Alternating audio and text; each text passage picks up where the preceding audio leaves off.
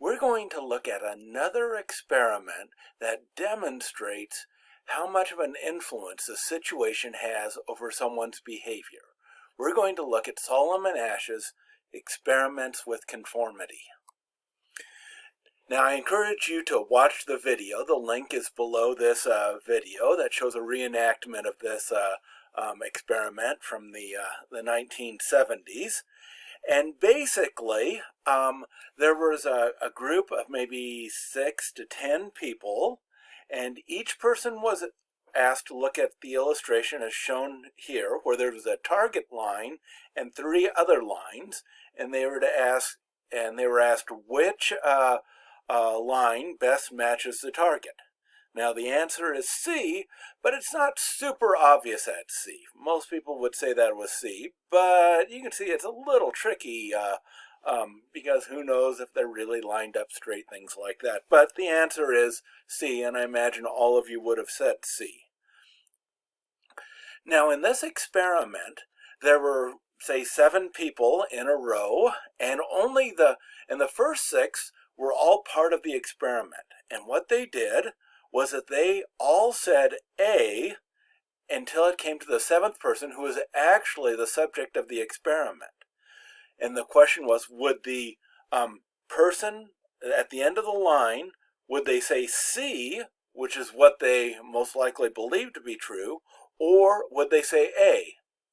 And it turns out that an awful lot of them would conform to what other people said. They would say A.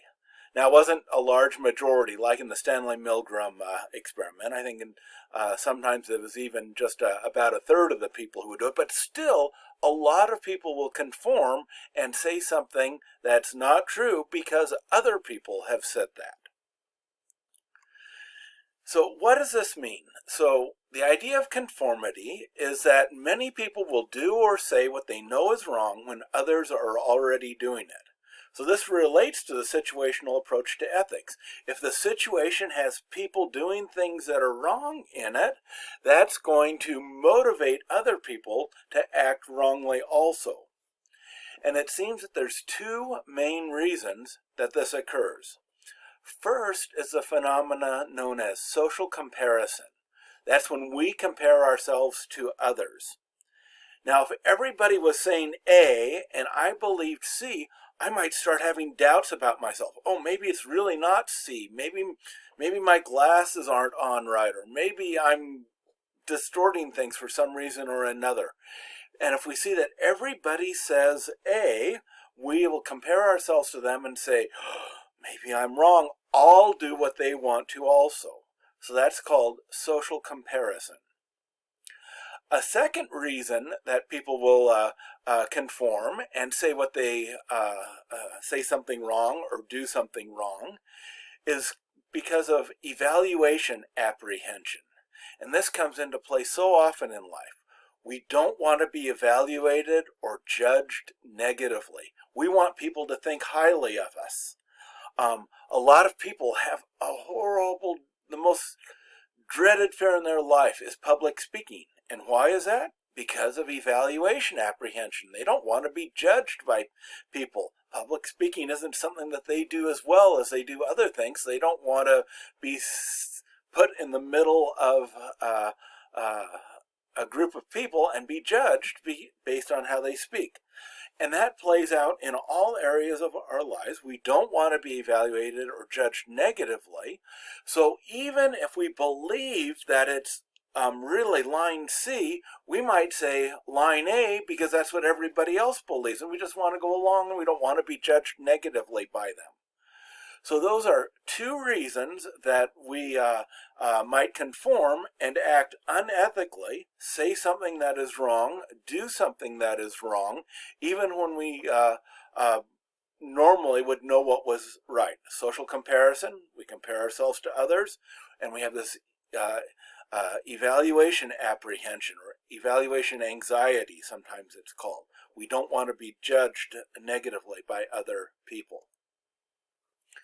Now, these conformity effects are the greatest when there's a bunch of people who are unanimously against us. If all 6 people say A and then it's our turn, we're more likely to say A than if it was 5 who said A and 1 who said C. If there was one other person who said C, that greatly enhances our likelihood of agreeing. The pressure to conform is also greatest when we have to, when our decision will be made known publicly.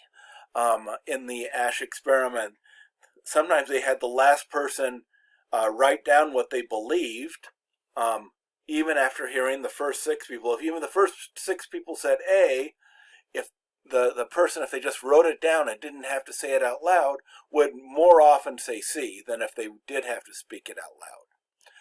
So this gives us a few strategies for resisting conformity, to resisting this urge to act unethically because we see other people acting unethically. One is simply discuss issues with a trusted ethical friend. I have a group of people that I meet for a Bible study, and I've got some good friendships, and we're constantly talking about weird situations that we're in, and we support each other to make good decisions. I'm also I especially count on my wife also to just constantly be sharing different issues that are coming up in my life. She's got extremely high moral values, and I can compare my thoughts with her thoughts, and I can use social comparison to benefit from her wisdom and insights. So discussing issues with a trusted ethical friends is an excellent idea, so that when we're back into a situation when somebody might be acting unethically, we can have that point of reference to act upon. Now we can ask to be held accountable for not conforming. We can give the person the right to ask us how we did. And then another strategy is to hold a clear set of ethical principles that you can that can guide your behavior when you feel pressure. You can make rules for yourself like, I will never lie. I will never take anything that doesn't belong to me. Just basic, simple rules that you know are certain, that you don't have to think about when the opportunity comes out. And so, in fact, the final assignment of this course is for you to describe the set of ethical principles that you would like to influence your life. Now, I'm a Christian who's a Christ follower, so I'm going to say that the highest priority for me is going to be following Jesus's teaching, and I'm going to explain how that would be relevant in different situations.